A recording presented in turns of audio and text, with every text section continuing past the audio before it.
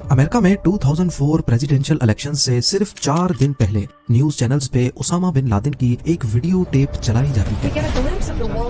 $25 million bounty on his head. ये America की history में बहुत इम्पोर्टेंट इलेक्शन था। इलेक्शन के उम्मीदवार जॉर्ज बुश और जॉन कैरी दोनों ही ये वादे करके अपनी इलेक्शन कैंपेन चला रहे थे कि सरकार में आते ही उसामा बिन लादेन से 9/11 अटैक्स का बदला लेंगे।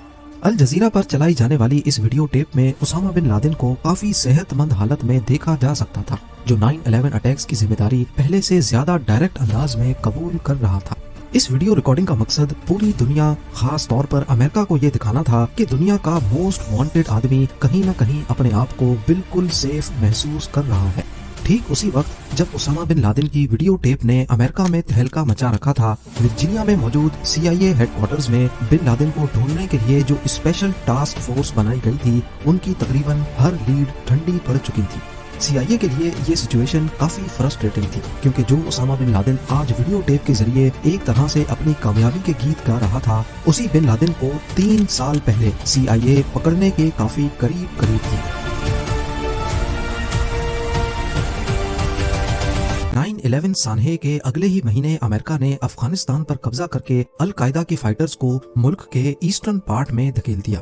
यहाँ अल कायदा के जंगजुओं ने खुद को टोरा बोरा की गारों के अंदर मोर्चा बंद कर दिया और CIA का ख्याल था कि उसामा बिन लादेन भी यहीं पर है।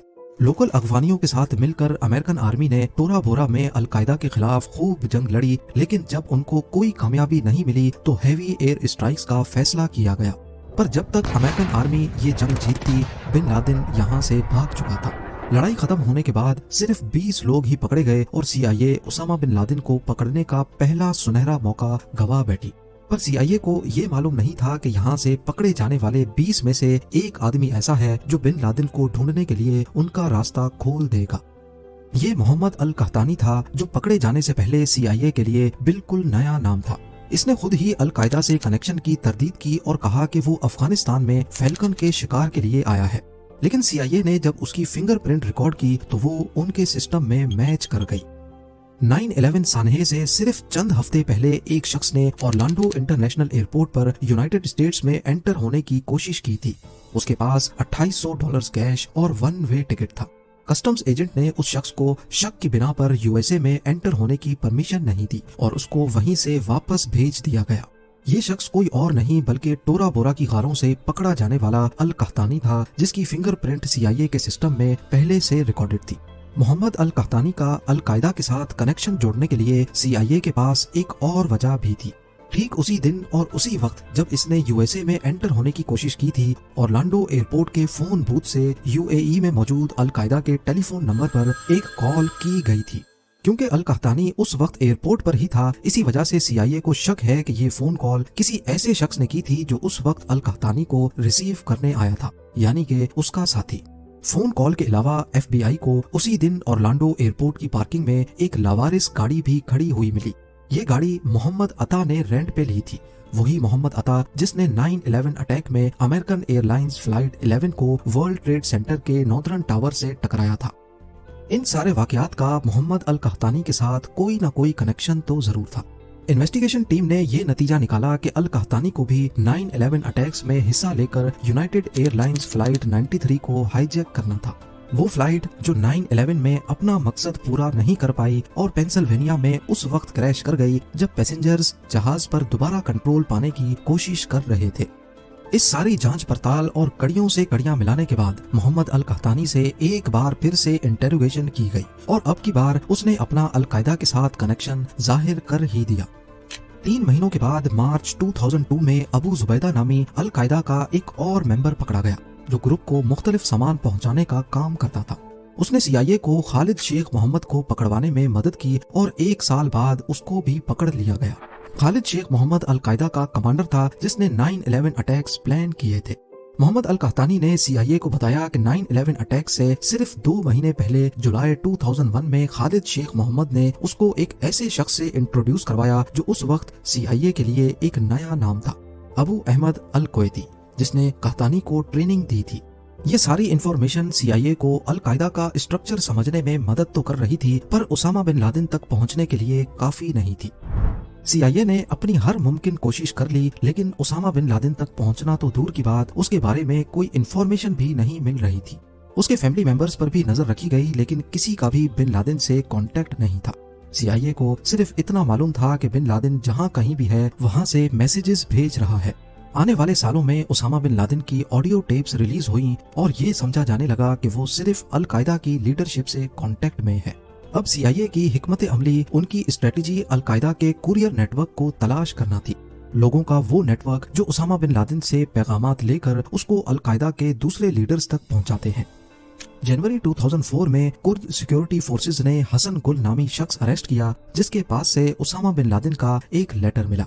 हसन गुल को CIA के हवाले कर दिया गया, जहां उसने इंटेरोगेशन के दौरान बहुत अहम राज से पर्दा उठाया। उसने बताया कि अबू अहमद अल कुवैती बिन लादेन का पर्सनल कुरियर है। जी हाँ, वही अबू अहमद जिसने मोहम्मद अल कहतानी को भी ट्रेनिंग दी थी। अब क्योंकि इन्वेस्टिगेशन का सारा फोकस अबू अहमद की तरफ शिफ्ट हो जाता है, इन्वेस्टिगेशन टीम को अल कायदा के अंदर इसके किरदार के बारे में अलग अलग इंफॉर्मेशन मिलना शुरू हो गई। हसन गुल के मुताबिक अबू अहमद का काफी बड़ा किरदार था, जबकि खालिद शेख मोहम्मद का कहना था कि अबू अहमद का बड़ा किरदार नहीं है, बल्कि वो एक रिटायर्ड मेंबर है। अगले साल मई 2005 में अबू फराज अल लिबी भी पकड़ा गया। ये खालिद शेख मोहम्मद के बाद अल कायदा का कमांडर था। इसने भी अबू अहमद के बड़े किरदार से इनकार कर दिया। CIA ने अभी तक जितने भी अल कायदा के मेंबर्स को इंटेरोगेट किया था, उन सबका अबू अहमद के बारे में मिक्स्ड ओपिनियन था।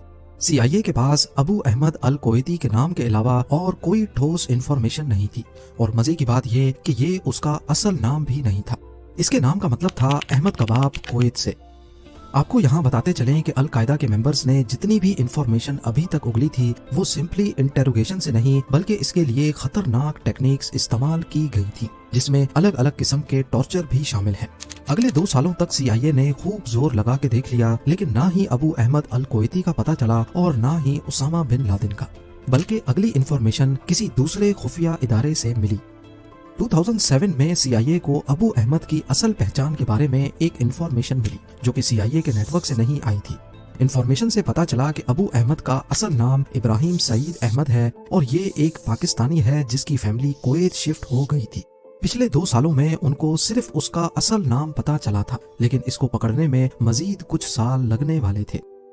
CIA ने अपना सारा फोकस इब्राहिम सईद उर्फ अबू अहमद अल कुवैती को ट्रैक करने में लगा दिया। कुवैत समेत दूसरी मिडल ईस्ट कंट्रीज से पाकिस्तान आने वाली तमाम कॉल्स को टैप किया जाने लगा, इस उम्मीद में कि शायद कहीं से अबू अहमद को ट्रेस किया जा सके। लाखों फोन कॉल्स मॉनिटर करने और 3 साल का इंतजार करने के बाद जून 2010 में उनको एक फोन कॉल पर आखिरकार शक हुआ।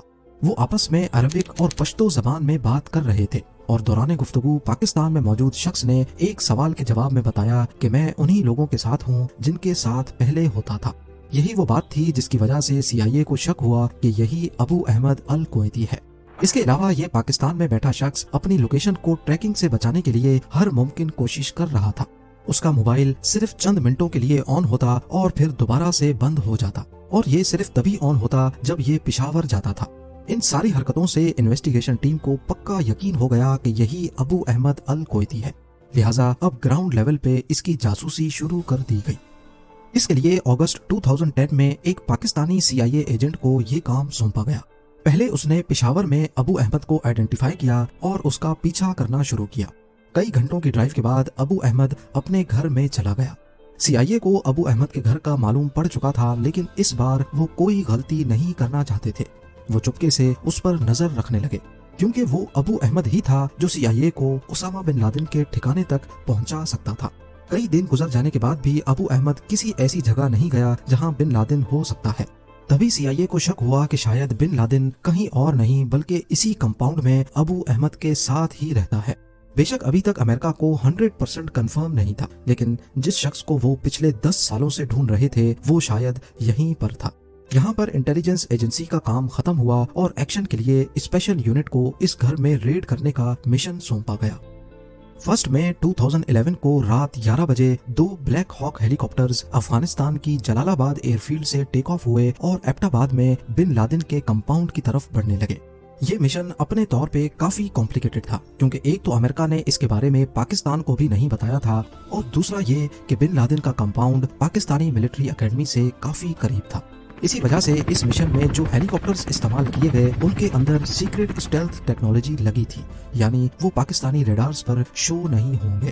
یہ آپریشن 40 منٹوں کے لیے پلان کیا گیا تھا، لیکن نیوی سیلز نے پہلے 15 منٹوں میں ہی اسامہ بن لادن کو بلڈنگ کے 3rd فلور پہ ڈھونڈ کر مار دیا۔ باقی وقت ان کو بن لادن کے گارڈ سے لڑنے میں لگ گئے اور پورے 38 منٹوں کے بعد وہ کمپاؤنڈ سے باہر آ گئے۔ آتے وقت ایک ہیلی کاپٹر کی ایمرجنسی لینڈنگ ہوئی تھی جس کی وجہ سے وہ ٹیک آف نہیں کر پا رہا تھا۔ اسی وجہ سے پہلے اس ہیلی کو ڈسٹروائے کیا گیا اور اسامہ بن لادن کی باڈی سمیت سب کو ایک ہی ہیلی کاپٹر میں واپس جانا پڑا۔ یو ایس آفیشلز کے مطابق اسامہ بن لادن کی باڈی کو اگلے 24 گھنٹوں کے اندر اندر سعودی عرب کی پرمیشن کے ساتھ عریبین سی میں بہا دیا گیا۔ امید ہے زیم ٹی وی کی یہ ویڈیو بھی آپ لوگ بھرپور لائک اور شیئر کریں گے۔ آپ لوگوں کے پیار بھرے کامنٹس کا بے حد شکریہ۔